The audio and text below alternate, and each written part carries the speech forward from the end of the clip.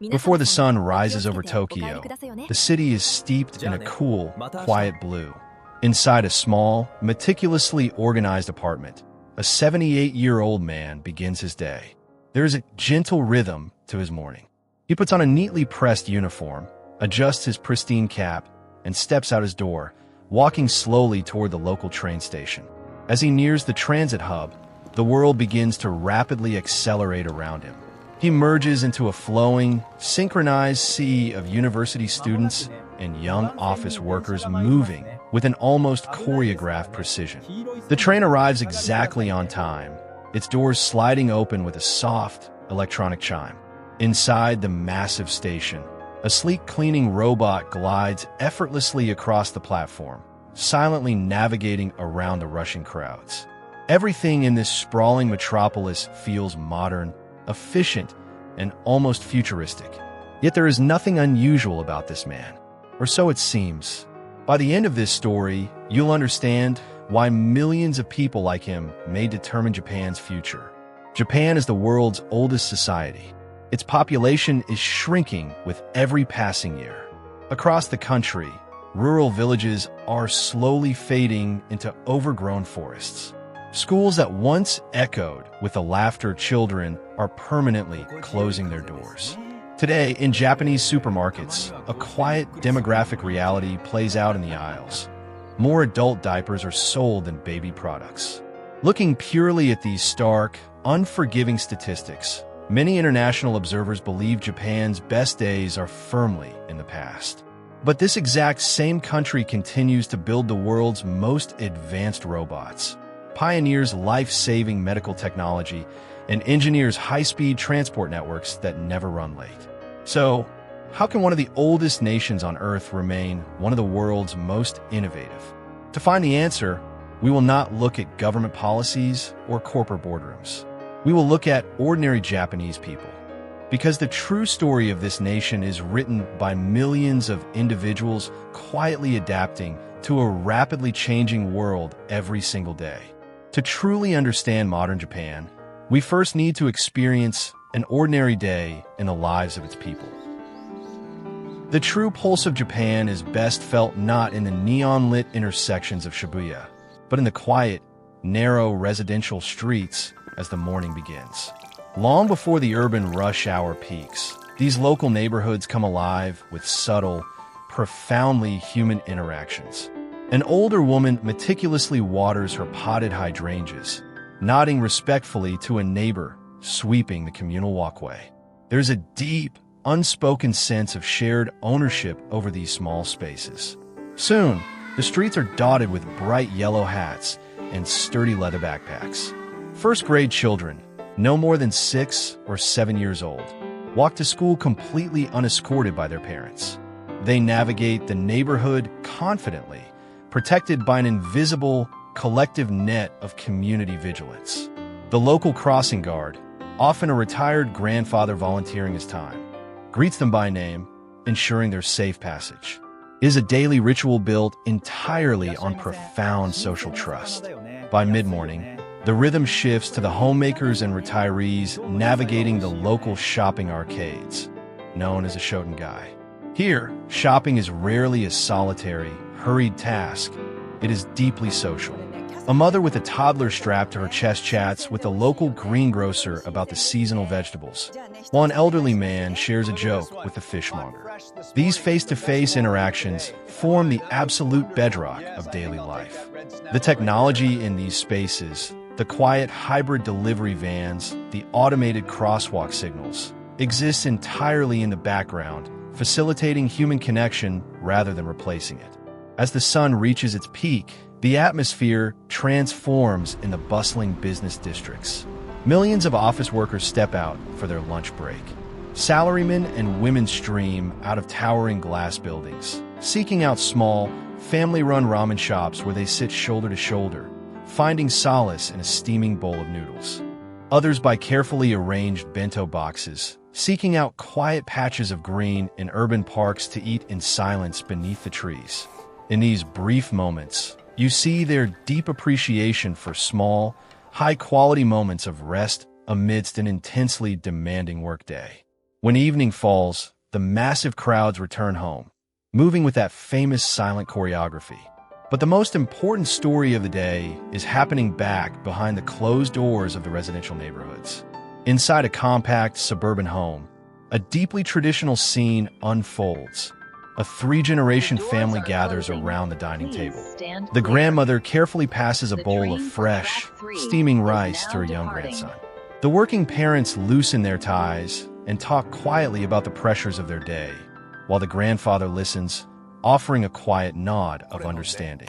The smart rice cooker may have played a melody when the food was ready, and the automated bath may have prepared the water perfectly, but those conveniences are merely the stage setting. In this intimate space, you see the enduring strength of the Japanese family structure, a timeless anchor in a fast-paced world. Every piece of modern convenience, from the highly automated trains to the impeccably safe streets, serves a singular purpose, supporting this quiet, deeply human rhythm of life. This highly structured, harmonious way of daily life did not simply manifest out of thin air.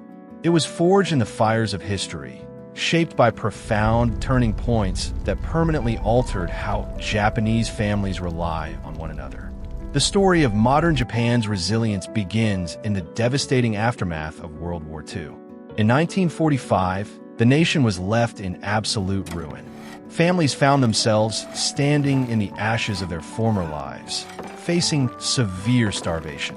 The rebuilding of Japan was a deeply personal, communal survival mechanism. Neighbors banded together to clear rubble, share meager rations, and rebuild homes piece by piece. Grandparents today still pass down stories of those intense hardships, instilling a deep-seated belief that the individual must always look out for the group, because the group is the only thing that ensures survival. This desperate communal effort eventually blossomed into the economic miracle. But this era is best understood not through macroeconomic charts, but through the life of an ordinary factory worker. Imagine a young man joining the Toyota assembly line in the 1960s.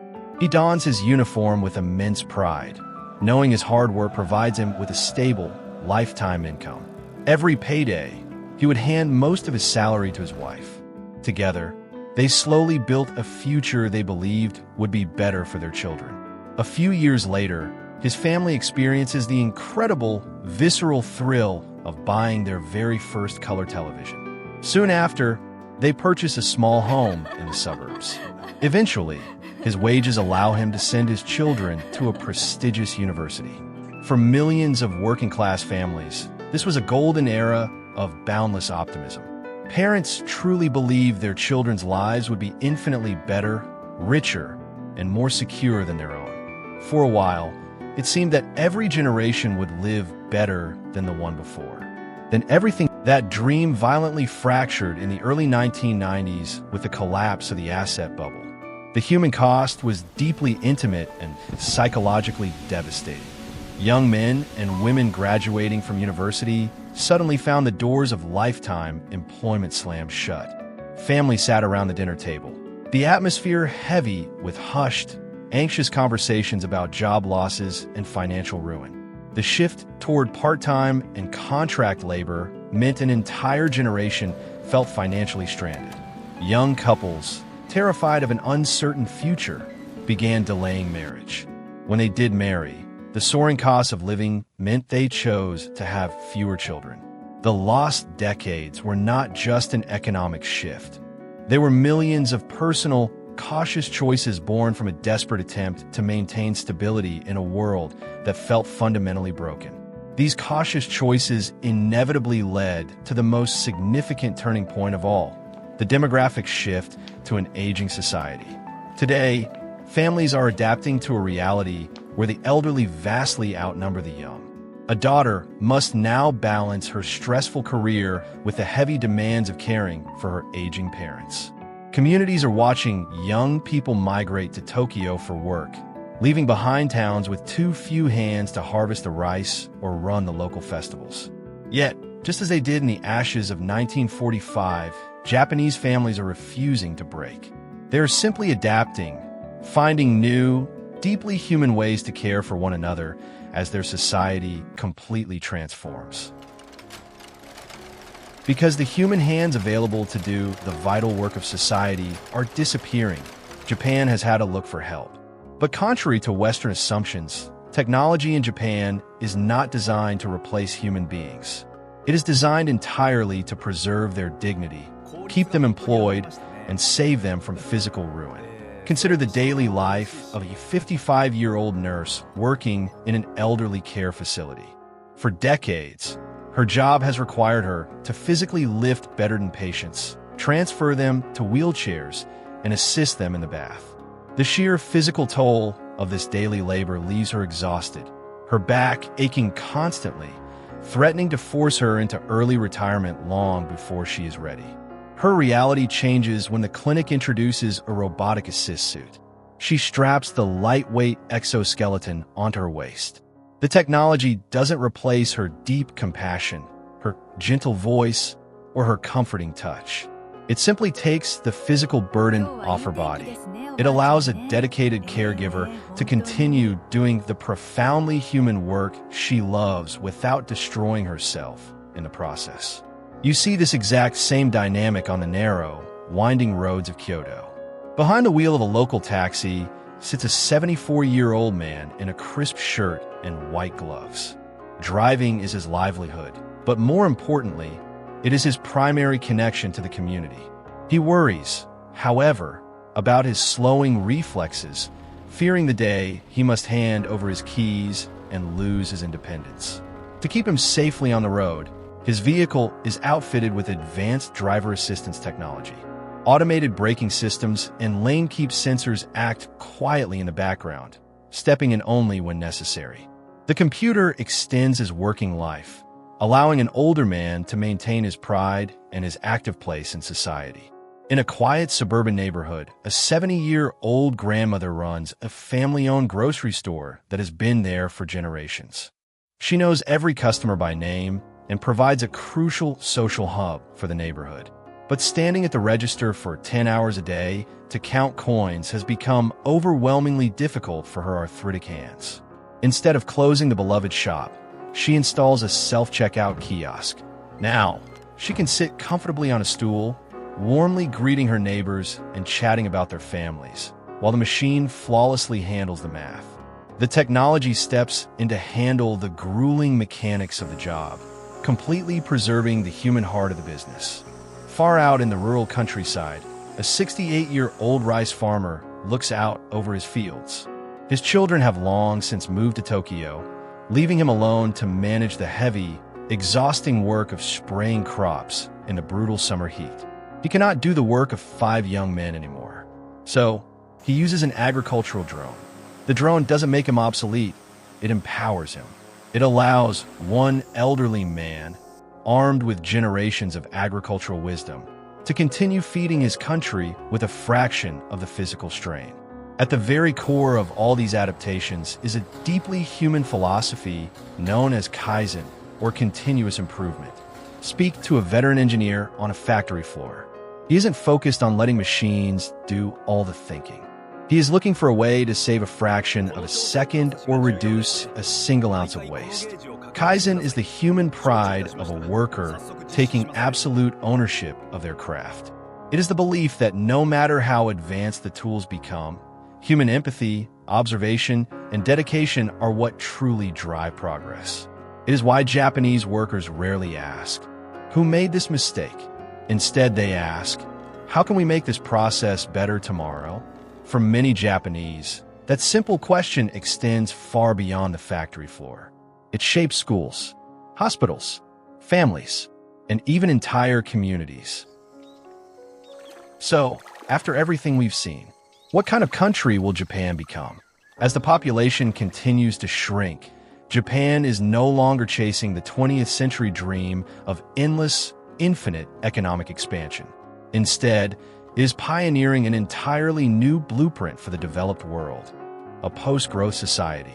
The future of Japan is not about becoming bigger. It is about how communities are quietly, resiliently rebuilding themselves. To see this future, You have to look away from the towering skyscrapers of Tokyo and look toward the regions. Across the country, a quiet revolution is taking place, led by young families who are exhausted by the punishing, relentless corporate culture of the megacities. They're making a radical choice. They're packing up their lives and moving out to the quiet, forgotten rural villages. They buy beautiful, abandoned traditional homes, the IKEA, and painstakingly renovate them with their own hands. A former salaryman might open a local bakery. His wife might start a digital design studio from their living room. But they're doing much more than just starting businesses. They're actively choosing to rebuild the social fabric. They're joining the local volunteer fire brigades. They're helping their elderly neighbors harvest the autumn rice. They are demanding a work-life balance that allows them to actually sit down and eat dinner with their children. And as these young families move in, a quiet, beautiful chain reaction begins. The young families bring children. The children keep the local school alive. Because the school survives, teachers stay. The local teacher may only have 10 students left in her entire grade, but instead of despairing, she uses the intimate class size as a profound advantage. She doesn't just teach math. She takes the children out into the community, teaching them how to care for the local environment and how to respect their elders. She is cultivating highly capable, deeply empathetic human beings. Because families stay, the local clinic survives. Doctors stay. The community doctor, rather than forcing frail grandmothers to travel hours to a crowded urban hospital, packs his medical bag and drives out into the snowy mountain roads to sit on the tatami mats in their living rooms, checking their blood pressure and holding their hands. The bakery opens before sunrise. The school bell rings again. The local grocery store keeps its lights on. One family becomes two become 10, and slowly, a village that was fading away begins to breathe again. This is the answer to what Japan will become. It will not be a nation defined by explosive GDP growth or dominating global markets. It will be a mature, compassionate society that prioritizes the quality of life over the quantity of output. Japan's future will not be built by technology alone. It will be built by millions of ordinary people choosing to care for one another. Remember the elderly man we met before sunrise? Tomorrow morning, he will once again put on his neatly pressed uniform, walk slowly to the station, and board a train that arrives exactly on time. Around him, Japan will continue changing. Some things will inevitably be lost. Others will quietly begin again. New technologies will emerge, not to replace people, but to help them. That quiet rhythm will continue, just as it has for generations. Yet, amidst all this change, millions of ordinary people will continue doing exactly what they have always done. Caring for their families, helping their neighbors, finding quiet, dignified ways to improve the world around them. Perhaps Japan's greatest invention was never a world-class robot, a high-speed train, or a revolutionary microchip. It was a society that learned how to care for one another, even as the world around it kept changing. Because in the end, a nation is never defined only by its economy, its military, or its technology. It is defined by its people.